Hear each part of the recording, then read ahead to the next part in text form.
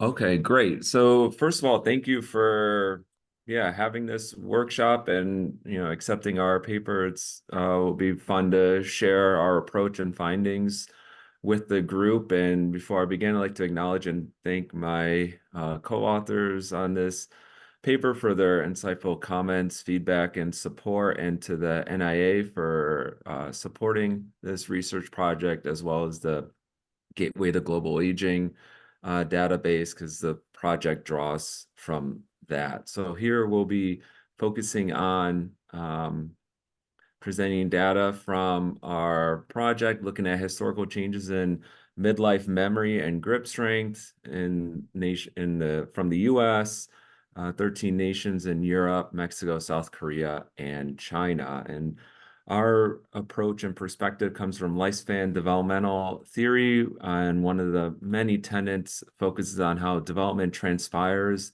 in a broader historical time, but also the importance of contextualism, such as the nation in which you reside in and the policies that are in place, but also the historical time and events, how such as recessions and war, how that could greatly impact the course of development. And we use this development, our theoretical approach, to focus on looking at middle-aged adults. And I just want to briefly touch upon why is it important to study focus on development in midlife. So there are various reasons that we have discussed in previous papers. So for one, middle-aged adults are balancing multiple roles. It could be up to 8. So there's a spouse or partner, a parent, um, embedded in the workforce, but also could be embedded in one's community through volunteering and social organization.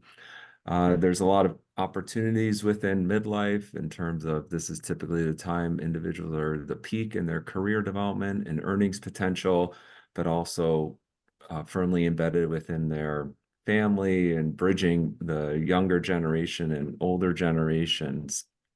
But midlife is also a time of potential many challenges. So with individuals living longer, um, aging parents of middle-aged adults living longer, they may be called upon more frequently to be a caregiver, and that can strain one's mental and physical health. But also their middle-aged adults are dealing with changing relationships with their adult children and the nature and pressures involved with parenting, but also with children leaving the nest, but also having coming back as well.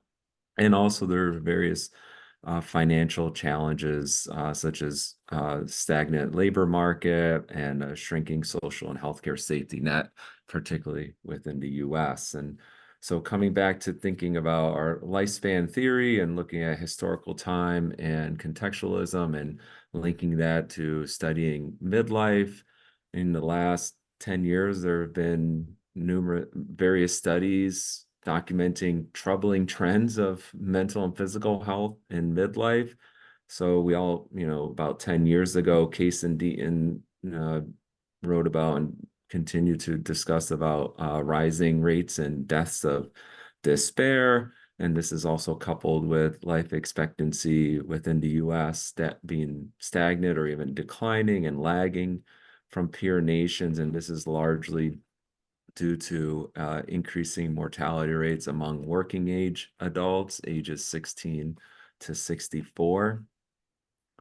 Within the MIDAS study, so Midlife in the United States study, so it encompasses 3 waves, 1995 to around 2004, and then in 2012. And in 2012, they included a refresher sample or refresher cohort, so recruiting a new group of participants who were the overlapping ages with the original participants in 1995. And several findings from from these group comparisons, or comparing the middle-aged adults in the 1995 sample with the 2012 sample, has shown that middle-aged adults assessed in 2012 are reporting on average poorer overall physical health, more chronic conditions, higher body mass index, and more physical symptoms.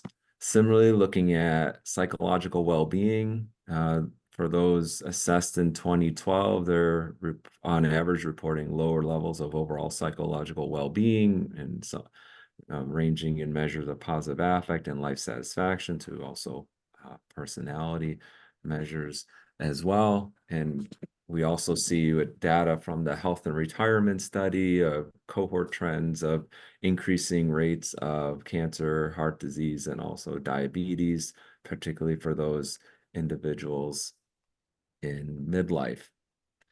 And in a more recent study within our group that is using some of the data or the data sets that I'm using for this current paper, we found looking at loneliness that later born cohorts of middle-aged adults in the US are showing elevated levels of loneliness. So if we compare those age trends of those in the silent generation to those early baby boomers, late baby boomers, and Gen X, they're on average reporting higher levels of loneliness as compared to earlier cohorts. And again, we also took a cross-national approach to this paper. And so here's on my left, at least, is the US findings. But then when we compare to other nations in Europe, we see England is showing similar historical increases in loneliness as well as middle-aged adults in Mediterranean Europe. But this trend is not transpiring similarly in continental Europe. Oops. So we see there's general stability and loneliness across cohorts in those two regions. And we only use data from the US and Europe because that's where we had available data for that same measure of loneliness. But in this study and what I'll be presenting on today, we'll be focusing on expanding to other nations, but also other important outcomes such as memory and grip strength. So memory has been shown to be linked to better memory, at least in midlife, associated with decreased risk for disability, higher well-being, and longevity. And also grip strength is an overall indicator of strength and evaluation of frailty and disability. And we see research showing higher grip strength is linked to decreased risk for chronic illness, disability, and mortality. And so our overarching research question for this presentation is looking directly comparing similarities and differences in historical change of middle-aged adults' memory and grip strength. And so these are the countries that we include. So the US, England, continental Mediterranean and Nordic Europe, South Korea, China, and Mexico. And so why these nations? So we have conceptual and methodological rationale. So methodologically, with the available data that we have with the panel surveys, these participants are assessed regularly, and we have similar outcomes across the studies, which allow for harmonization and direct comparison. And these studies have large samples and often include refresher cohorts, but also methodologically, we wanted to choose countries that span the income spectrum and are directly comparable with one another. But in other research, we see that there are key differences such as trends in life expectancy, and the nations differ based on their types of family support as well as policy models. So here are the 6 studies that we include. So the health and retirement study, the ELSA, we only use nations from wave 1 that were included in wave 1 of SHARE, and following previous research, we grouped them into these 3 regions. And then we also have data on the Korean, on CLOSA, the MHAS, and the Charles study. So here are the 2 measures of outcome measures that we're interested in. So we have immediate and delayed recall were included for each of the nations except for South Korea. So across the 5 data sets, we have 127,124 participants. And then for grip strength, we have 97,186 participants across each of the nations, and we did not include Mexico because they only had one wave of assessment for grip strength. And to examine our research question of looking at historical changes in midlife, we use multi-level modeling, and birth year was included as our predictor variable. So now to the results. So what we find is first focusing on memory. So we have within these series of graphs, so this long age trend line, and then these thinner lines are within person changes. So taking into account the longitudinal aspect.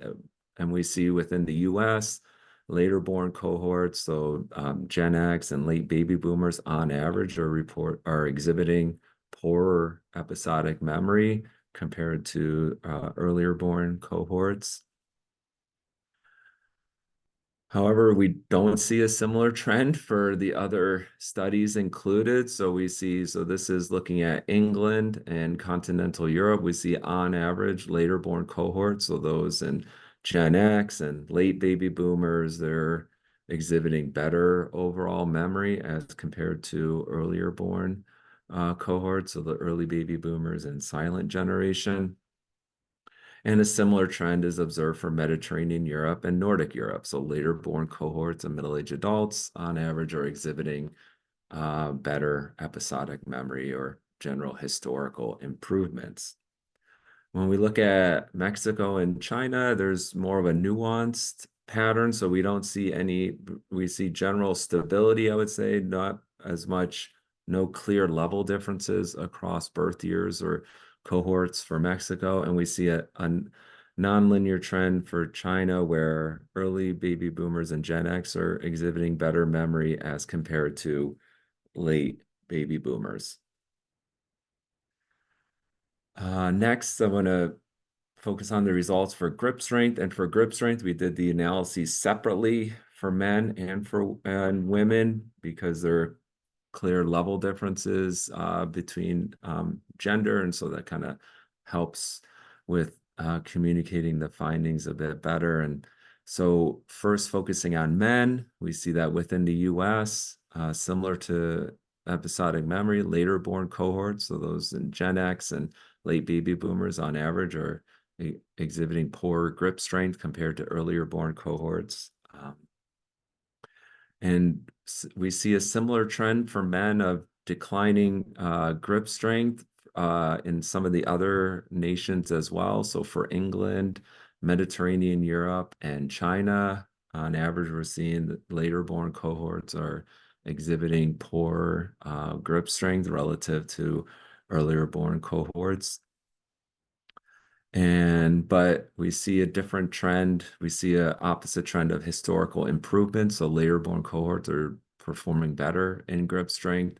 And this is for Nordic Europe and South Korea.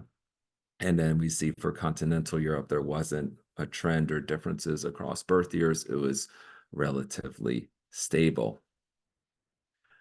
And lastly, focusing on women. So this is looking at grip strength in women for the US, and we see similar to men, there's later born cohorts are exhibiting poor grip strength or historical decline across cohorts.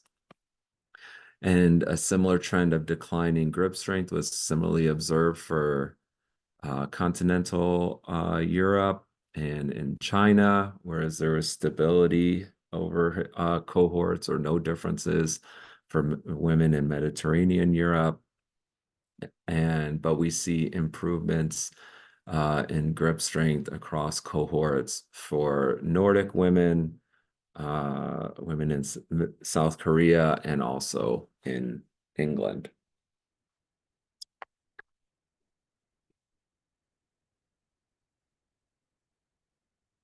So just to briefly summarize, so within focusing on episodic memory, we see historical declines in the US, but not in other nations. So there are general improvements across cohorts for England and each of the regions in Europe, and there was more stability or nuanced patterns for Mexico and China. Focusing on men and grip strength, we saw historical declines across the nations for US, England, Mediterranean Europe, and China, but historical improvements in Nordic Europe and South Korea. And then for women, there were historical declines in the US, continental Europe, and China for grip strength, but improvements in Nordic Europe and South Korea. So really, why could there be, or what are potential reasons for some of these similarities and differences between nations? I mean, this is some research that these are research questions and things that are on our mind as a research group and things that we plan to test in future papers as our grant progresses into the coming years. So one, two avenues that we'll be exploring for certain are looking at changing intergenerational dynamics and financial vulnerabilities. So could the declines or in episodic memory be a function of increasing stressors that are involved with caregiving responsibilities, both formally and informally, but also financial stressors.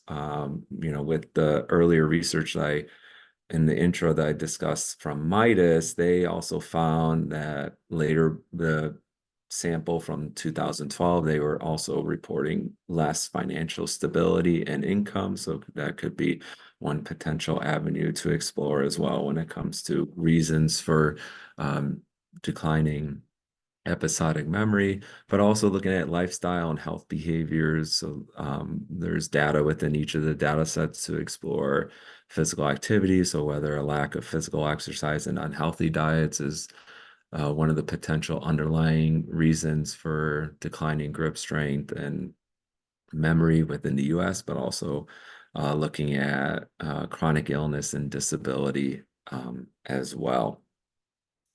And then lastly, I mean, our study is not without limitation, but we also view this in the lens of directions for future research. So for these analyses, we just focus at the descriptive level of looking at what the trends are, but in future research, we'd like to test some of these mechanisms within the data set, and we have which is what we plan to do in the coming years, but also focus on identifying potential resources that could promote resilience or more positive outcomes, particularly within later born cohorts of middle-aged adults, and then also identify certain population subgroups that are most vulnerable to historical change.